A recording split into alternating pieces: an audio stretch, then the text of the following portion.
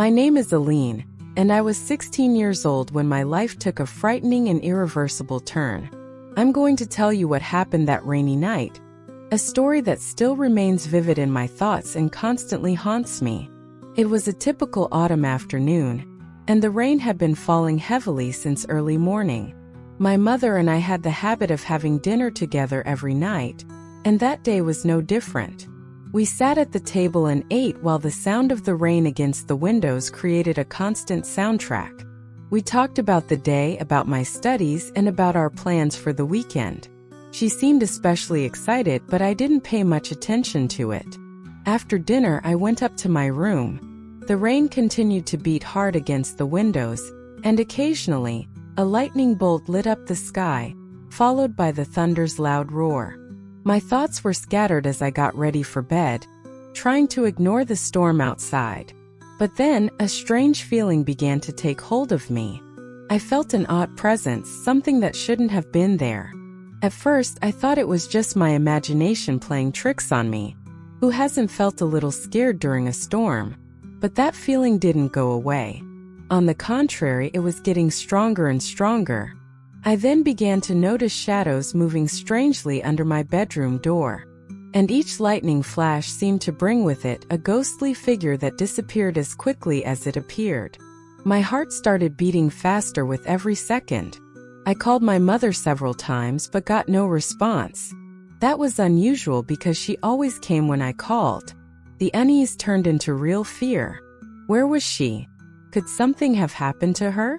Questions swirled in my mind, but without answers, and that made me increasingly nervous and worried. I tried to calm down and told myself that all this was just a product of my imagination, fueled by the storm's noise and the shadows moving behind my bedroom door. But that feeling of being watched didn't leave me. Every minute, the presence seemed closer and more threatening. Then I gathered the courage to get out of bed and walk slowly to the door. When I opened it, there was no one. Just a dark hallway illuminated by the flashes of lightning from that stormy night.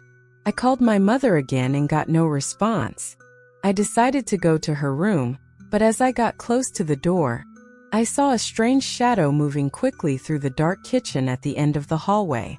I asked, "Mom, is that you?" But she didn't answer.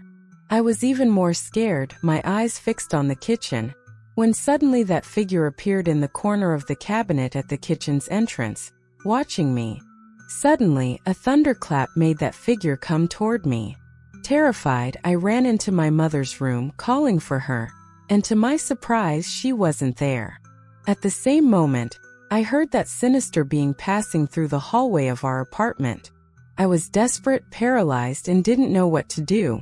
To make matters worse, I had left my phone in my room, but perhaps it wouldn't help anyway because it was an old phone, and I had been having problems making calls. Despair really took over me. I could hear the footsteps of that sinister being walking down the hallway as I tried to calm myself down, but I had to do something. So I slowly opened the door and, trembling with fear, went out into the dark hallway illuminated by the storm's lightning. Then the unexpected happened. I saw a dark shadow quickly enter my room. It was something real, a figure moving in a frightening way. Panic overtook me. Without thinking twice, I ran to the kitchen and grabbed a carving knife. I held the knife tightly because it was my only defense against that unknown presence.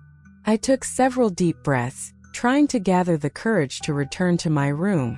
Each step felt like a monumental challenge. The hallway, which had never scared me before, now seemed to stretch infinitely, and every shadow in front of me sent chilling, terrifying shivers down my spine.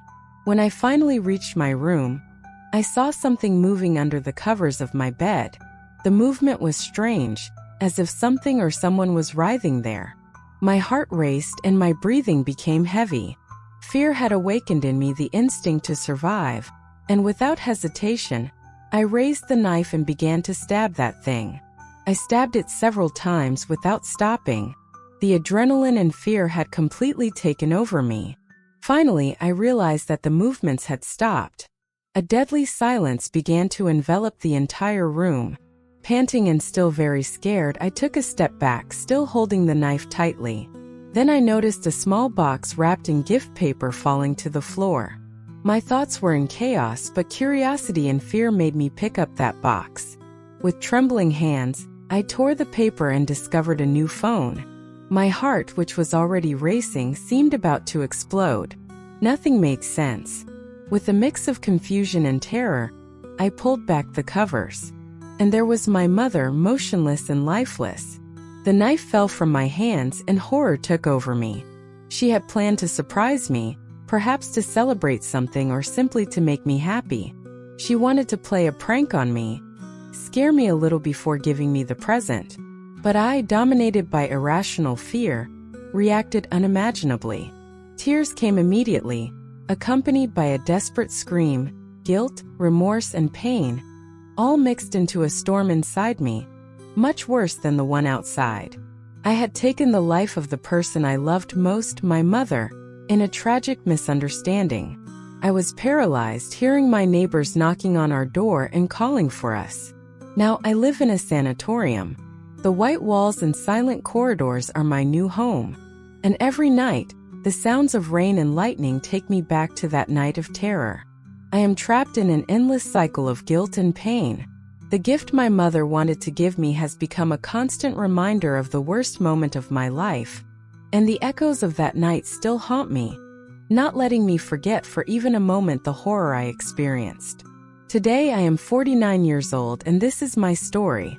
A story of a surprise that turned into a nightmare, a prank that ended in tragedy, a story that condemned me to live forever with the memory of that terrifying night.